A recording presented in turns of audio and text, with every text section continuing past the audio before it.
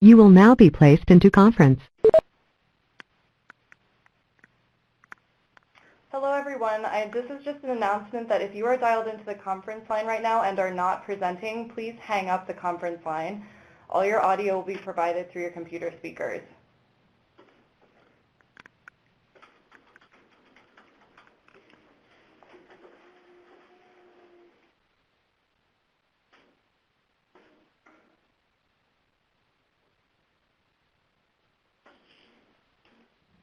Okay.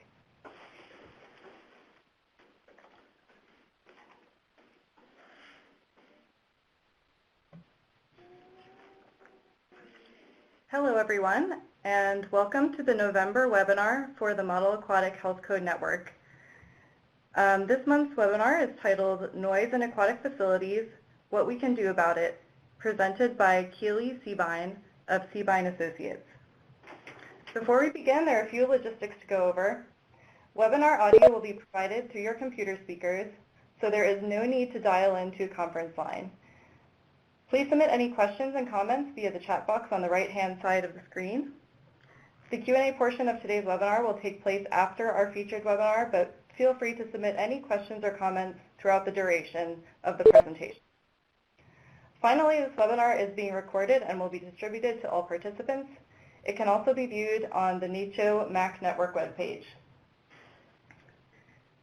So just a few quick updates from NACCHO. Our next webinar will be held on January 2018.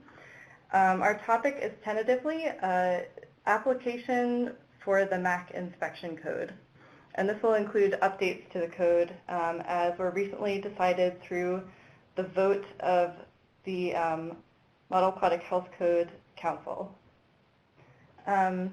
As always, NEHA's Assessing Recreational Water Health online survey is available for participation with the goal of better understanding health hazards presented by recreational waters. So if you feel so inclined, please go ahead and take that online survey. Additionally, we are always looking for people to join the Model Aquatic Health Code Network. You can join by emailing your request to macnet@nacho.org. You'll get notifications of new webinars, and you can also find the archived webinars for the MAC network on our webpage. Next, we'll have a few updates from Doug Sackett, the Executive Director of the Council for the Model Aquatic Health Code.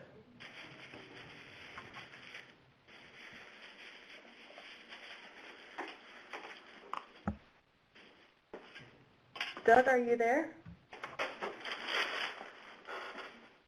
Hello? Hi, Doug. Sorry we lost you for a second, but we can hear you now. Okay, sorry. I just have I'm hearing a lot of static here on the line. I think somebody's, okay. Can you still hear me? Yes, I can hear you, Doug.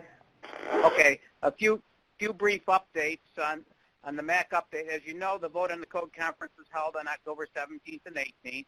The voting was open through November 19th. And that has since closed. I'm hearing, somebody's not muted, so I'm hearing a lot of background noise. So with regards to the 179 change requests that were voted on, we're in the process of analyzing results, and the process is to prepare a report to submit it to the Centers for Disease Control for their ultimate assessment and incorporation into the Model Aquatic Health Code. And per our timeline, that results in that report is to be submitted to CDC by no later than January 19th, and it'll also be posted on the CMAC website. The one notable outcome of the conference and our business meeting at the conference is instead of a 2-year cycle, we're moving to a 3-year cycle. So the next vote on the code change request opportunity will be in 2020. Also, getting a lot of inquiries of folks trying to log in, and all 2015 to 2017 memberships expired on November 19th. So you need to renew your membership in order to be able to participate in the processes. So here's some brief instructions. I'm going to be sending out a blast email to everybody and a little more detail on how to sign up, but you cannot sign up on the homepage, log in the homepage. You have to go to the membership sign-up form, go through the process here to sign up and become a member. And we really encourage folks to renew their membership because it's through that process, that membership, there's a lot of work that's going to be going on, a lot of committees, ad hoc committees, standing committees that are going to be needed that we're going to be setting up to move forward with improving the process and improving the product. So we really encourage folks to sign up and participate in this. Any questions, you can get a hold of me. Here's my contact information. It's also posted on our website. And here's the CDC MAC website and our CMAC website for those that may not be familiar with it. And Grace, that concludes my update on CMAC MAC. Great, thank you so much, Doug. So we'll now move on to our featured presentation from Keely Siebein. Keely has worked on over 230 acoustic design projects in the U.S. and abroad over the last 15 years. Her academic background includes a master's degree in architectural acoustics, as well as research in classroom, environmental, healthcare, performance space, and aquatic facility acoustics. She is also a CEU provider and presenter, and has been invited to present her research at regional and international acoustic conferences. She is professionally involved in the ASA, INCE, and the Florida chapter of the ASA. Keely recently chaired the committee for the new acoustic design criteria for the Council for the Model Aquatic Health Code to vote on. Without further ado, we welcome Keely Siebein. Well, good afternoon, ladies and gentlemen. My name is Keely Siebein. I am a senior consultant at Siebein Associates, which is an acoustical consulting firm that's located in Gainesville, Florida. As Grace mentioned, I chaired the ad hoc committee on acoustical design for the CMAC, and today I'm going to be talking to you about noise in aquatic facilities and what we can do about it. So this is an approved CEU through the AIA. If you are not an AIA member, you may be able to self-report this through your own professional organization. This is a required slide. Please note that this presentation is copyrighted. And for today's course, we're going to look at why we would want to provide acoustic design criteria for aquatics facilities. We're going to delve into some basic acoustic information. We're going to look at 4 ways to deal with acoustics in aquatic facilities, and we're also going to take an in-depth look at the associated acoustic criteria that are being called out in the proposed CMAC change request.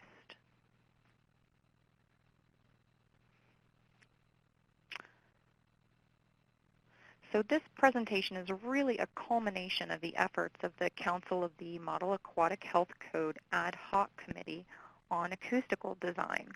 The ad hoc technical committees are set up to develop change requests for important issues that membership have identified, or to work on submitted change requests that may not have passed but still have technical merit and that deserve some more time for development of the proposal and gathering of the supporting documentation.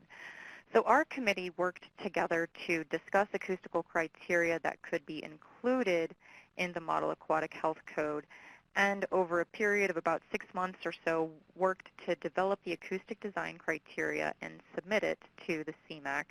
And from that point, we worked with the committee to revise and refine the criteria to be included in the next voting cycle. And so this presentation is centered around the proposed acoustical criteria that were presented in the change request.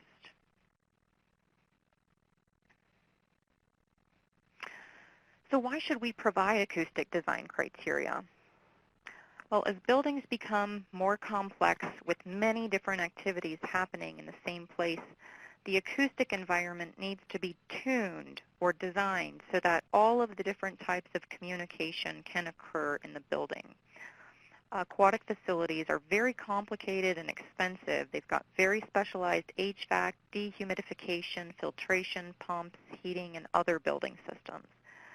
So when you think about this, the relative cost of taking care of the acoustic design is minimal, and we can use intelligent and sustainable design to provide a comfortable acoustic environment. You know, when we go to a swim meet, we want to be able to hear the PA announcements, but we also want to be able to hear the people right next to us and communicate with our family and friends. And so part of this is really building bonds that tie the community together. But getting back to the design criteria, we have design criteria to provide information to owners and design professionals to really provide a threshold for acoustic performance that's necessary for the buildings to fulfill their intended purposes.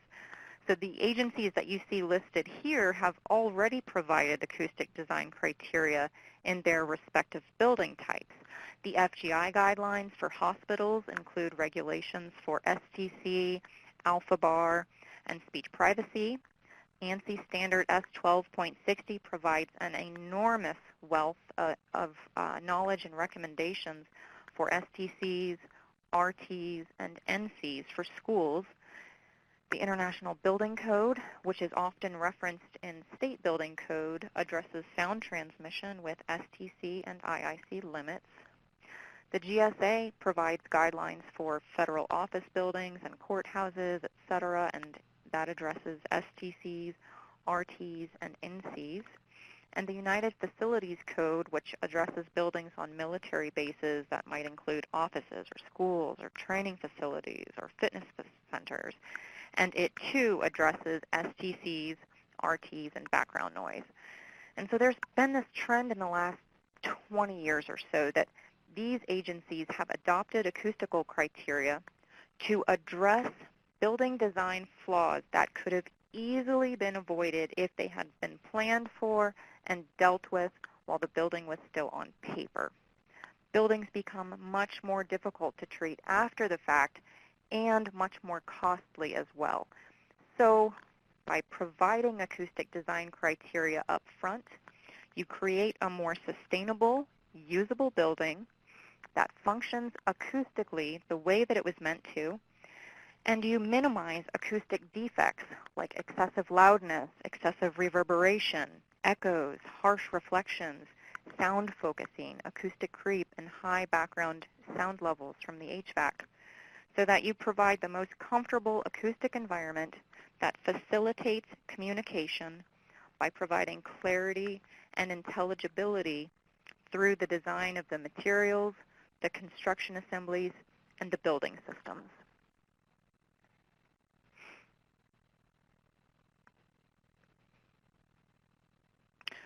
So why do we care about acoustics in aquatic facilities? Well, I'm sure that many of you have been in an indoor aquatic facility and maybe there was a swim meet going on. And you're trying to watch the competitors and the race is being narrated over the PA system. And while the system is loud, it might be kind of muddy and you can't really make out what's being said. And the crowd is roaring and you have this cacophony of noise and yelling and the PA announcements. But the problem is that in these kinds of situations, the noise levels actually begin to interfere with communication. You can hear sounds, but you can't make out what's being said. That's what we call poor speech intelligibility. So in many cases, if you attend an event in an aquatic facility with poor acoustic design, you're probably going to experience very high sound levels, and you probably won't be able to clearly hear and understand what's being said. But this really becomes an issue when, heaven forbid, if there is some kind of emergency situation that happens. You know, when, say, a tornado touches down or some other kind of major event, and the PA system has to be used to inform the crowd of what's happening and how to evacuate. But if the acoustic environment is so poor that when these kinds of systems come on and people can hear something, but they can't make out what's being said, then they're going to face real issues when they're trying to get people to evacuate safely if the people can just literally not understand what the PA is saying. And we don't necessarily want to think about these things, but this is a reality of our world today, so this must be addressed. But luckily, there are ways to take care of the acoustic environment so that if a situation like this ever does happen, that the room is designed to absorb enough sound that the HVAC levels are limited and the PA system is properly designed so that when that emergency alert does come on the air, it's going to be heard clearly and understood by most of the audience so that they can hear directions and respond appropriately. And this becomes even more important when we talk about specific hearing populations. Young children, elderly people, and people with sensory neural disorders don't necessarily hear the same way that an adult with normal hearing does. There is a lot of research in classroom acoustics that show that young children's auditory systems are not fully developed until they reach the age of about 13 to 15 years old. And young children are many times trying to listen to their instructors, teaching them how to swim. They need to be able to hear clearly so that they can learn properly. And this means that they typically need quieter background levels so that they can understand the words that are being spoken. Similarly, once a person gets a little bit older, their hearing in the higher frequencies starts decreasing, even if they haven't really been exposed to other external factors that might cause them to lose their hearing. This is referred to as presbycusis. And then there are also other populations of people, such as those with sensory neural difficulties, even people with sinus infections or ear infections, some non-native speakers, and others with any number of hearing impairments. And these kinds of populations need more quiet acoustic environments with higher signal-to-noise ratios and lower background sounds so that they can clearly hear and understand speech. So we're trying to address these kinds of big picture ideas to keep the safety and the welfare of the patrons at the forefront, to make sure that the acoustic environment does not interfere with life-saving operations, to make sure that the acoustic environment doesn't do damage to the patrons, and so it creates a comfortable acoustic environment where the sound levels and reverberation are controlled and where speech can be clearly heard and understood.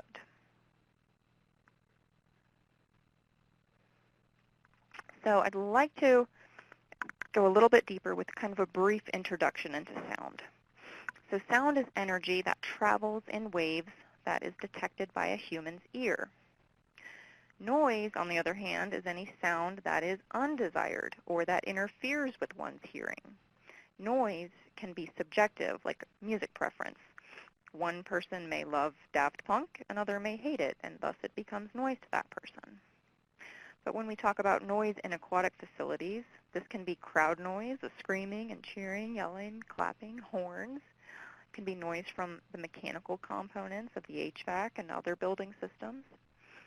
And sound levels are measured in decibels. The decibel is the unit of sound pressure level. If you look at the image on the right, it shows a kind of acoustic thermometer showing the range of typical events and their associated sound levels. And so on the very bottom, 0 dB is about the threshold of hearing, although we typically never really experience 0 dB. 15 to 20 dB or so is typically like a quiet indoor or outdoor level with barely audible wind blowing or insects. Recording studios are typically designed to be extremely quiet spaces, so they might be less than 20 dB or so. Normal speech is about 60 dB. Amplified concerts can get up over 100 dB typically. 120 dB is the threshold of pain, where sound levels actually cause pain in your ears. And jet aircraft and firearms are typically measured at 140 dB or above. So where do aquatic facilities fall on this chart? Well, the simple answer is all over the place, depending on what the facility is actually used for. An Olympic-sized swimming pool area might have very high sound levels, whereas an indoor pool that's used for physical therapy may have much quieter levels. And so a range of, say, 60 to maybe 100 or plus or so might be expected for these kinds of facilities overall, but the higher sound levels would most likely be associated with facilities that have high-level PA announcements and hold very large numbers of people.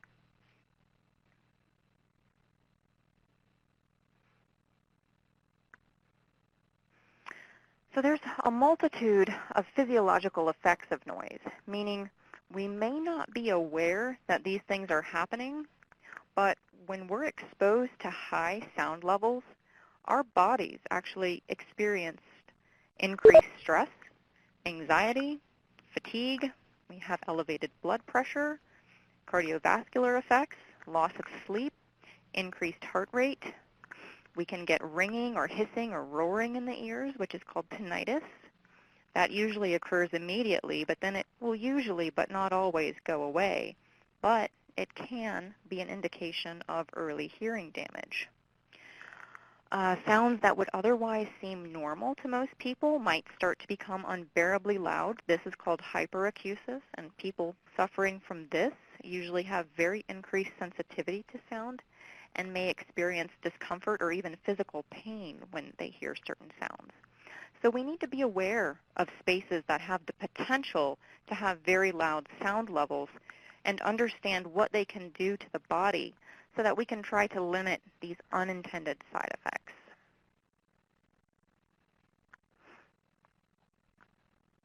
So how can we deal with the acoustics in aquatic facilities? Well, there's 4 ways, and we're going to look into each of these as we unpack what each one means and how it relates to the proposed code language. The first is room acoustics, or how the room shape, materiality, and volume affect the acoustics. The second is the PA system and how it's designed to maximize clarity and intelligibility. The third is sound transmission that sounds that travel from one room to adjoining spaces through the building assemblies, through the walls, through the floors, through the ceilings. And the fourth is mechanical noise and vibration from all the different various components of the mechanical systems.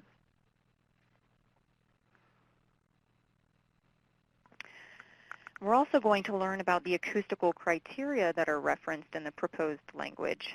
And the criteria that are listed here are going to be explained in greater detail a little bit later, but hopefully this will help you to understand a little bit more about this, why it's important, and how they get applied to these kinds of buildings.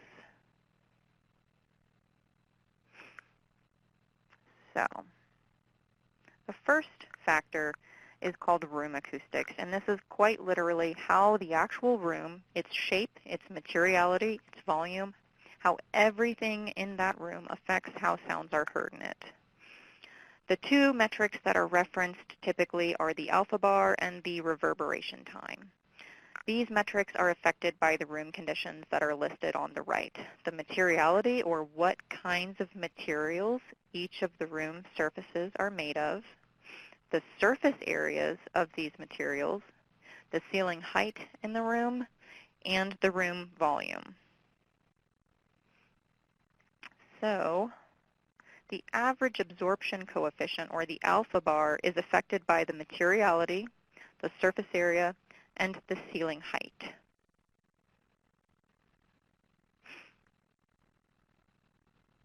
The reverberation time is affected by the materiality, surface area, room volume, and ceiling height. And because we reference specifically in the proposed language the alpha bar, or the average absorption coefficient, we're going to dive a little deeper here and try to unpack exactly what this means. So the alpha bar is a scale from 0 to 1 that is the weighted average sound absorption coefficient for a room that's calculated by weighting the sound absorption coefficients of the individual surfaces in the room according to their respective areas, and then taking the arithmetic average of that. 0 means the room is absolutely reflective. 1 means the room is absolutely absorbent. So what exactly does this mean? Let's try to break this down. Each room surface is made up of one or more materials. So for example, in an aquatic facility, the floor surface is usually made up of water, which is the pool, and concrete, the pool deck. Each of those materials, the water and the concrete, are going to affect sound in a certain way. In this case, both of these materials usually reflect most of the sound energy that strikes them. So these materials would tend to have an alpha bar of closer to 0 since they're reflective. But let's say in this facility, the ceiling is made of a high NRC acoustic treatment. This material actually absorbs most of the sound energy that strikes it. So the alpha bar for this particular material will be closer to 1 since it's absorbent. So each material has a sound absorption coefficient in each frequency. This is then weighted by the amount of surface area of that particular material. The surface areas of the floor, the walls, and the ceilings are weighted by the sound absorption coefficient and then averaged so that you get one value for the whole room. So the more absorbent material that you have in a room, the closer you get to 1. The more reflective materials that you have in a room, the closer you get to 0. And this table just shows some examples of some various sound absorption coefficients for some building materials that you might find in an auditorium.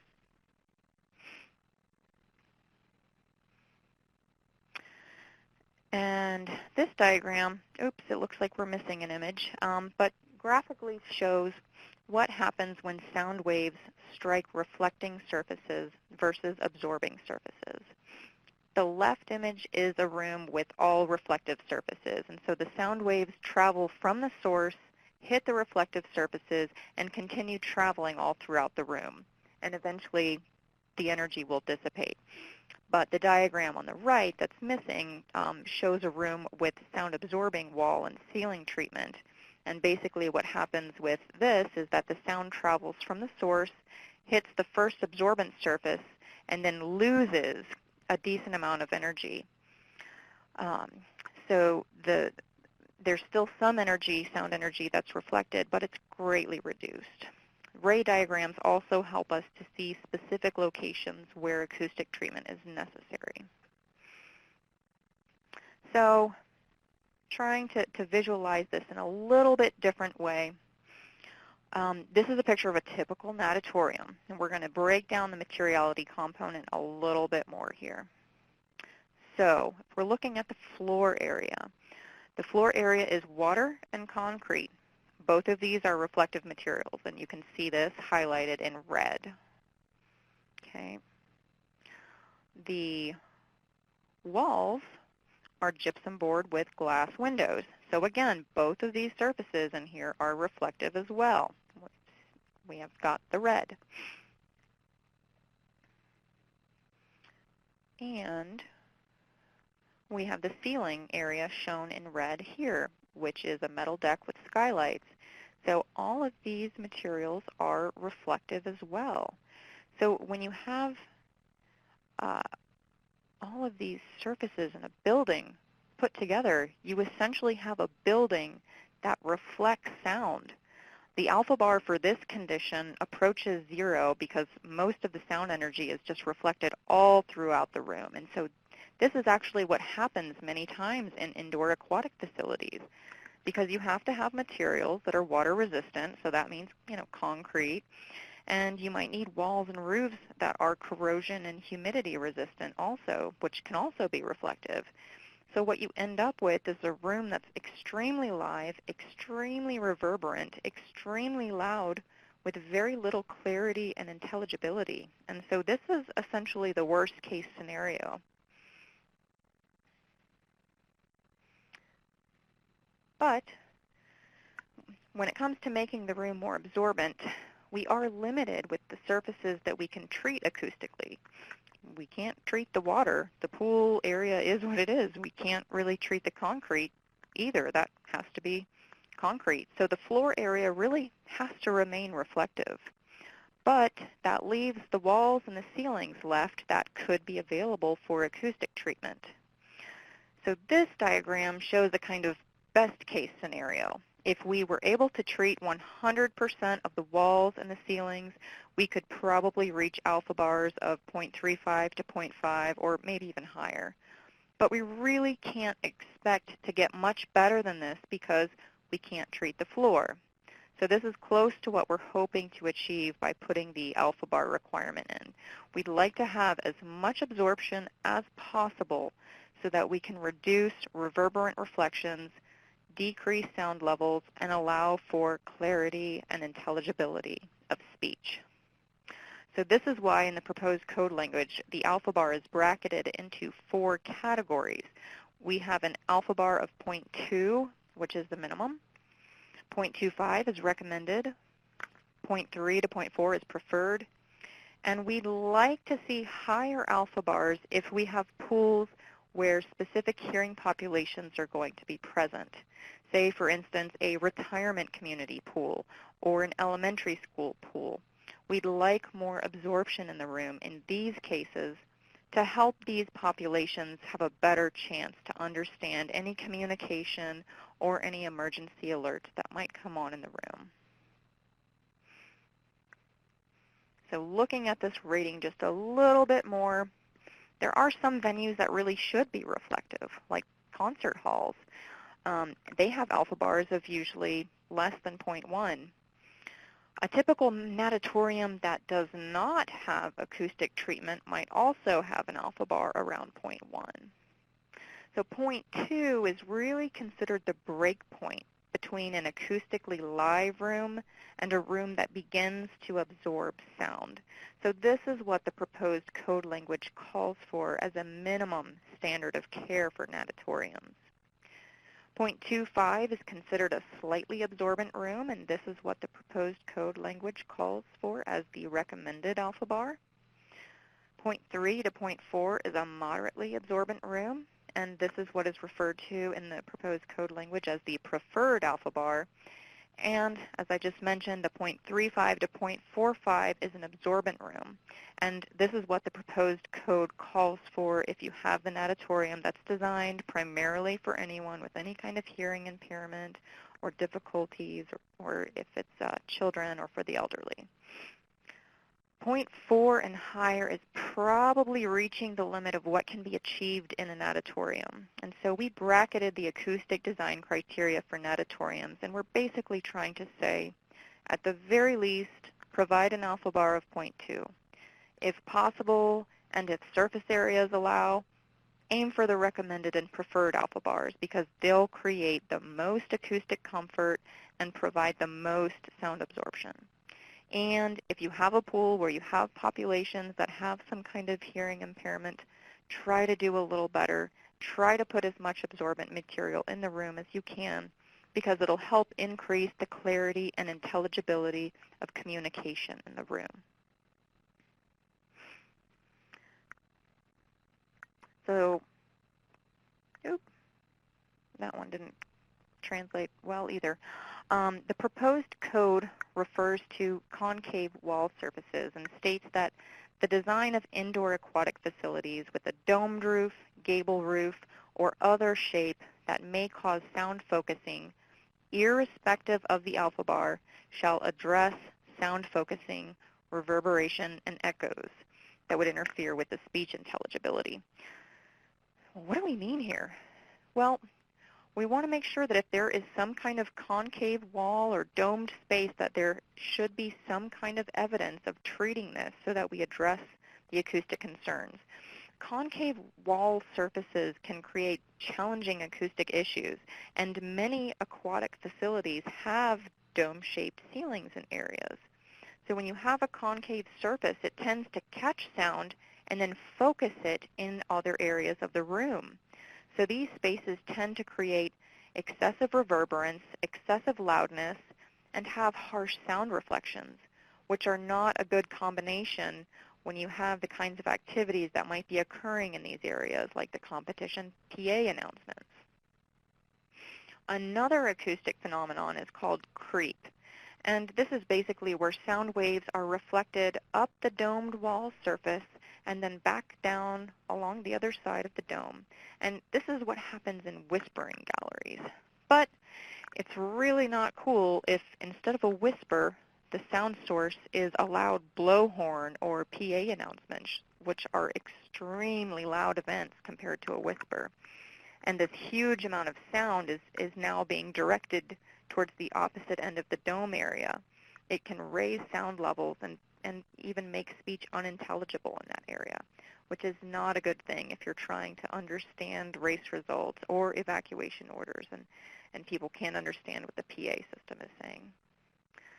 So we, as acousticians, like to try to treat these issues in aquatic facilities so that we can avoid issues with communication and intelligibility.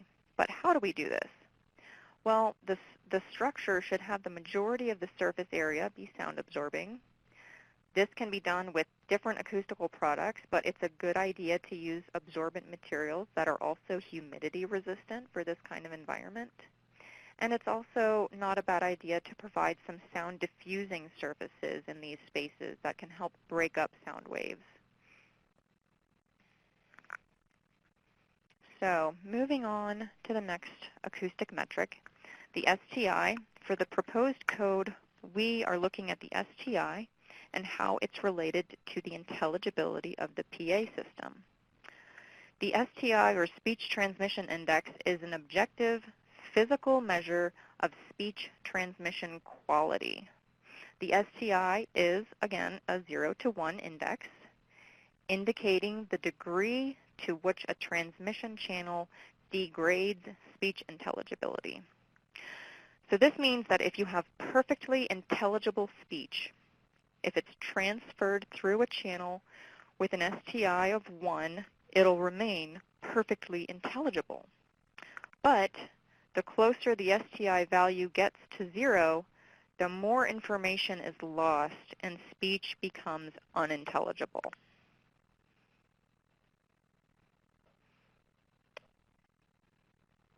So we have code language that states for indoor aquatic facilities with a sound system or AV system that plays amplified sounds, it's recommended that the sound system be designed so that the loudspeaker coverage will optimize speech intelligibility to 0.5 to 0.6 or higher, and use strategically placed absorbent material in spaces that will optimize speech intelligibility. So as you can see here, the values of 0.5 to 0.6 on the table to the right show 0.5 to be about the target value for voice alarm systems. 0.58 to 0.6 are considered high-quality PA systems. If you have an indoor pool with a large amount of your floor area being water or concrete and other hard surfaces, with a high ceiling, you're going to have a space with a very high room volume, and so the amount of sound absorbent material is limited. So if you think about the fact that you have limited wall and ceiling areas, it becomes difficult to achieve an STI of close to 1. Even in a small recording studio, many of which are completely sound absorbent, the target in this particular case is 0.76 or higher. So 0.5 to 0.6 is a decent place to start given the constraints of the room, but designing for better than that is always encouraged. In fact, in our firm, we typically aim for STI ratings that are incredibly high. Realizing that incredibly high ratings may not be able to be achieved in some of these spaces, we've tried to make this criteria to be 0.5 to 0.6 or higher and hope that the higher side can be achieved. So moving on, the next criterion is the STC, or Sound Transmission Class rating, which is basically a fancy way of saying how much sound does your wall or your building assembly reduce. So let's say we have a large aquatic facility in a hotel. There might be hotel rooms that share a common wall with the pool area, and if you have a really wimpy wall between them, you're going to have a lot of the sound that's transmitted from that pool area to that hotel room. So we'd like to see walls that reduce enough sound so that the source room doesn't disturb the receiving room. So for STC, the higher the STC rating, the more sound is reduced. The STC is calculated by taking the transmission loss values that are tested at 16 standard frequencies over the range of 125 hertz to 4,000 hertz and plotting them on a graph. And your curve of what you actually measure doing an STC test is compared to standard STC reference curves. If your wall graph is closest to a standard STC 35 curve, then your wall is said to have an STC rating of 35. So to provide some context for having STC ratings in the proposed code, looking at ANSI S12.60, ANSI recommends a minimum STC rating of 55 between an indoor swimming pool and a corridor that's used as an ancillary learning space. It recommends a minimum STC rating of 60 between an indoor swimming pool and a music room, and a minimum STC rating of 60 between an indoor swimming pool and an office or conference room. LEED version 4 requires a minimum composite STC rating of 60 between mechanical equipment rooms and occupied areas. And these are just two examples of STC ratings that are currently being used in standards or green building certifications. As I mentioned a little bit before, hospitals also have STC guidelines that are published in their FGI guidelines. The International Building Code recommends an STC 50 wall between dwelling units, and many hotels have their own hotel brand criteria with established STC ratings for specific adjacencies. So there's many precedents already set within other industries that are kind of picking up on the use of the STC and providing guidelines or codes or recommendations for constructing the building assemblies so that they mitigate sound from going from one room to the other. So this table shows the recommended STC ratings that were included in the code request. The first item is the pool area to the hygiene facility or corridor. Neither the hygiene facility or the corridor are typically noise-sensitive spaces, meaning that people don't necessarily need to hear critically in these rooms, so we have a little bit lower of an STC of 45. If you have a corridor that's used as an instructional space, or if there are lodging or sleeping rooms, the STC is bumped up to 55, because these are much more noise-sensitive spaces, and people trying to learn might be impacted from high sound levels coming through the wall. The same thing with people trying to get a good night's sleep who happen to end up next to the pool area. The aquatic director's office or the guard admin room gets their own category because many of these walls include a window to the pool area so that the director can be watching the event from inside his room. He needs to be able to see what's going on, but not necessarily hear. He may need to carry on a conversation or give instructions while there's loud events that are taking place. And so for this, it's recommended that the walls from their office to the pool area have an STC of 60 if there is no windows, but have a composite STC rating of 35 if there is a window. But wait, why is that STC so much lower? Well, in assemblies, if you have things like doors and windows, these become the weak point. When you think about how a window is constructed in a wall, you've got a wall, and maybe it's masonry, or maybe it's gypsum board, and it's going to be several inches thick. But when you look at the panes of glass, they're very thin, and sound travels right through the glass and gets transmitted to the other side. So these STC values for windows are typically lower than for walls. So the composite rating takes into account the rating of the wall and the window together, allowing that windows have a limit as to their performance and that they'll always be much lower than walls unless you spend a fortune on them. And this brings us to our next and final criterion, the noise criterion, or NC. What is the NC? Well, the NC is typically attributed to the noise level that's associated with the mechanical systems in a room. But why do we care about mechanical noise? Well, we want to try to keep the noise from the building systems as quiet as possible so that it doesn't create unnecessary noise that will cause people to have to talk louder to be heard above it. Background noise from HVAC is limited in the ANSI standard for classroom acoustics to the point where that it would not exceed 40 dBA in an ancillary learning space. So an indoor pool in a school might actually be affected by this.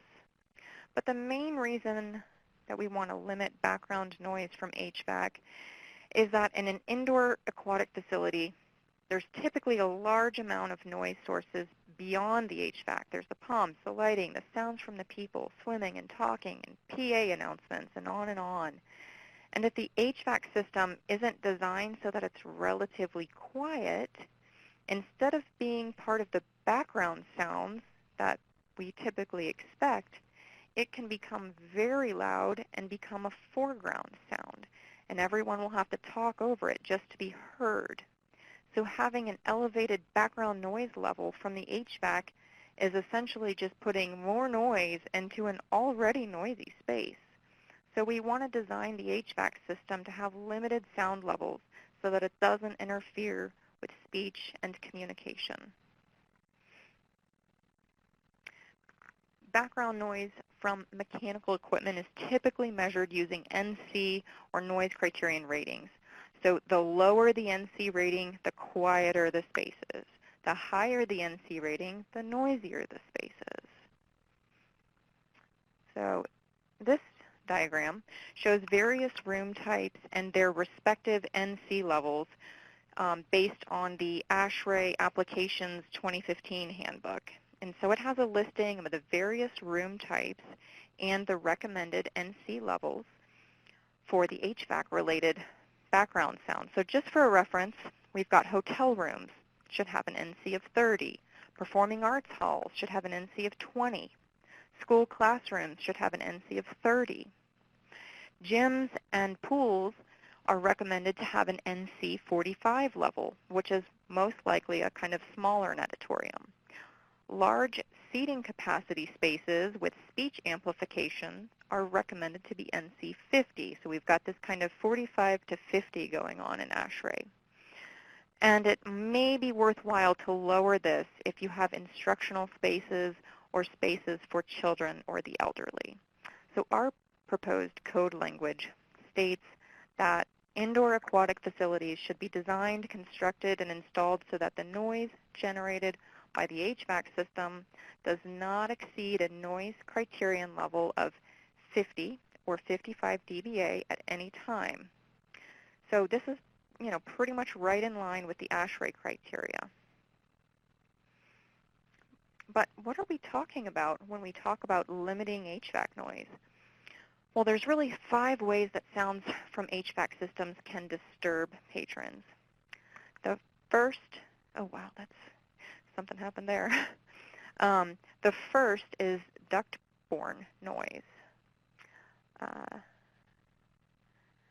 Duct-borne noise is noise that comes out of the HVAC ducts through the grills. Noise from the fan that travels through air ducts and propagates out through the diffusers and grills into the space. This is controlled by using silencers and ductwork near the AHU and by having 30 to 50 feet of duct length from the AHU to air inlets and outlets. Breakout noise, oh there we go, that's better. Breakout noise is where loud, low-frequency noise is produced by fans in the AHUs, and it breaks out of the thin sheet metal walls of large ducts and enters the space.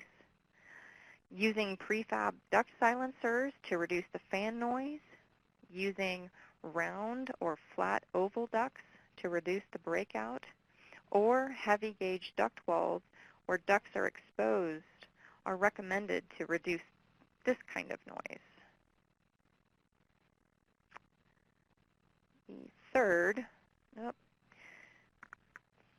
The third is airborne noise, transmitted through a partition or wall. When you have the equipment in the mechanical room, it generates a specific sound level from casing radiated noise. The fan in the motor in the AHU makes noise. This radiates through the sheet metal walls of the AHU into the air in the mechanical room, and then it's propagated through the walls into the adjoining spaces. This can be dealt with in two ways. One, by selecting equipment with lower sound levels, and two, by making the wall between the two spaces substantial enough so that it'll decrease the sound level into lower frequencies that are produced by most fans before entering the adjoining room. If the wall isn't substantial enough or does not have enough mass, much of the sound from the equipment will be heard on the other side. And so this is an issue that's already addressed in the sound isolation portion of the model change. We have the proposed code requiring an STC 60 wall between a mechanical room and the aquatic facility. The fourth component is air turbulence noise. This is from large quantities of air moving through ducts and hitting obstructions such as 90-degree elbows, T's, dampers, turning vanes, or other duct accessories that are located within the duct. When it hits this, it creates friction and turbulence and generates noise, usually in middle frequencies. And this is mitigated by having adequately sized ducts to control the air velocity so that it's not moving too fast. You can also design turns and transitions so that they're more gradual and use wide radiuses as opposed to elbows, etc. The fifth is structure-borne noise, and this is when sound energy from the HVAC in the mechanical room is transferred through the floor slab and into the adjoining spaces. Sound is energy, and its waves travel through air at 343 meters per second. But when sound reaches another denser medium, like a concrete slab, those sound waves speed up to 3,200 meters per second or more and can quickly travel all throughout the building. So this kind of noise can be mitigated by putting the HVAC system on properly sized isolators so that there is no rigid connection to the building structure. Also, having flexible canvas duct collars between the vibrating metal casing of the AHUs and the sheet metal ducts so that the vibrations aren't transferred to the walls through the ducts. And having flexible connectors of conduit and piping to the air handling units so that the vibrations are not transmitted to the walls or ceiling via the pipes or conduits.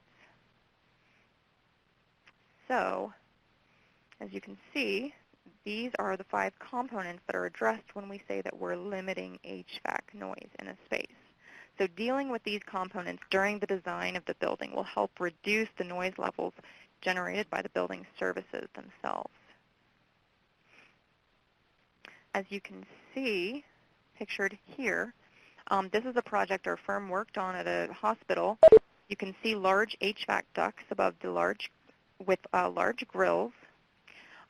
These were oversized so that we could reduce the air velocity so the air flowing out would not generate excessive sound levels. The HVAC systems for indoor aquatic facilities are much different than most other building types. They have to keep the negative pressure. The relative humidity has to be kept around 60% all the time.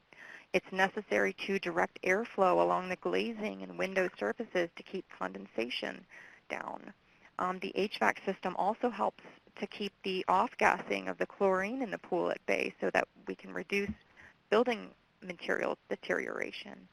And there's also lots of... Keely, this is Grace. I'm so sorry to interrupt you, but I just wanted to call attention to the time, and I think we do want to have some time for Q&A. So Okay. if we could just quickly move through the last couple of slides and then do Q&A, that would be great. Yep, that's fine. So there's also pumps, heaters, filters, piping, and other equipment associated with pools. And so they're very complex. And it's important that all of the parts of the building systems have proper sound isolation. This is an example of pool equipment at a university. It was located next to an office building, but this is a not-so-great acoustic situation. because we have all of the equipment here that is rigidly connected to the concrete floor. It causes vibration throughout the entire building, and the spaces that were adjacent to this literally had shaking floors and walls in the rooms. So all of these items really need isolators, isolation clips, and other various sound attenuating devices to mitigate and reduce noise and vibration from getting into the building structure and causing issues all throughout the building. So to recap, we've learned about why we should be concerned about noise in aquatic facilities. We've defined noise in decibels. We've looked at health effects of noise exposure. We've looked at the criteria for assessing the acoustic environment. We've looked at how the room surfaces play a huge role in how reverberant a space is. We've learned which surfaces we have the opportunity to treat acoustically and why that's important. We've also looked at other building types and acoustic design criteria, and hopefully we've given enough information for you to begin to understand the role that sound and noise plays in aquatic facilities and what we can control in terms of building design to create the most comfortable acoustic environment that can facilitate the learning, healing, playing, competing, and encouraging that takes place in these kinds of facilities. Thank you so much for your time and attention. I'd like to thank Jeff Madison for spearheading this effort, as he's the one who initiated this committee. I'd also like to thank all the members of the ad hoc committee, Doug Sackett, Carl Nylander, Jason Coons, Amanda Terrier, Grace McLean, and any others that I missed. I'm sorry, that were all part of the technical discussions and revisions of the code. And I'd also like to thank Gary Siebein, Marilyn Roa, Gabby Clune, and Kelsey Smith for their assistance in compiling this presentation. Thank you so much for your time. Are there any questions? Great. Thank you so much, Keely, for that very engaging and interesting presentation. We have a few minutes for Q&A that Jason Coons and I will be fielding. And I can go ahead and start off with the first one that we received, which was about acronyms, and I think you sort of went over that. So the next one was, what sound-absorbing materials are humidity resistant for use in natatoriums?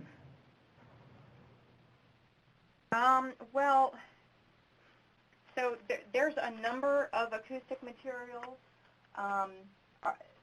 There are some that have like perforated metal surfaces and like bagged acoustic substrate behind it that are humidity resistant.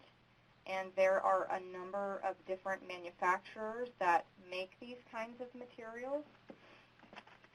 There's also acoustic plasters that are used widely in these type of facilities, especially when the surfaces are curved or irregular, as well as basic sound-absorbing media is glass fiber or mineral wool or cotton fiber as an absorbing fabric that can be placed inside vinyl or mylar or Tedlar, other plastic wrappers that have Class A flame spread, so they're allowed in places of assembly. So we've actually got a pretty wide palette of materials that are available to creative designers. I'm sorry, that was Gary Siebein, principal of Siebein Associates. Great, thank you, Gary. Our next question is, I'll sort of combine the next two. How do we measure the STI in a facility? And how do we evaluate the STC of a wall assembly during design? Okay, well, those are two different things. So the STI can be measured in a facility by performing an acoustical test that basically sends out an acoustic signal through the loudspeaker system, and it's measured at a number of various locations throughout the facility to see what the STI value is at each of the locations, and then sort of averaged across the room. So that is something that can be done in the design phase. but if you want to measure it in an existing building, you would need to probably hire an acoustical consultant to be able to come and perform this test. The STC of a wall assembly during design.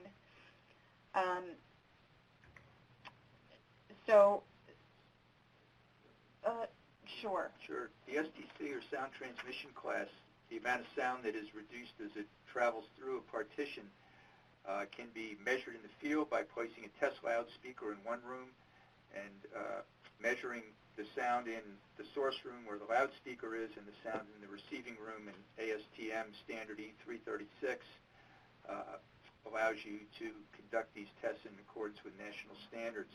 In a design perspective, we also do a similar analysis using computer software that will calculate the sound reduction of partitions while the building is still on a piece of paper. And we have the same ability with speech transmission index as well. Okay. Thank you both so much. I really appreciate your time. On behalf of NACCHO and CDC, I'd like to thank Keely and Gary both.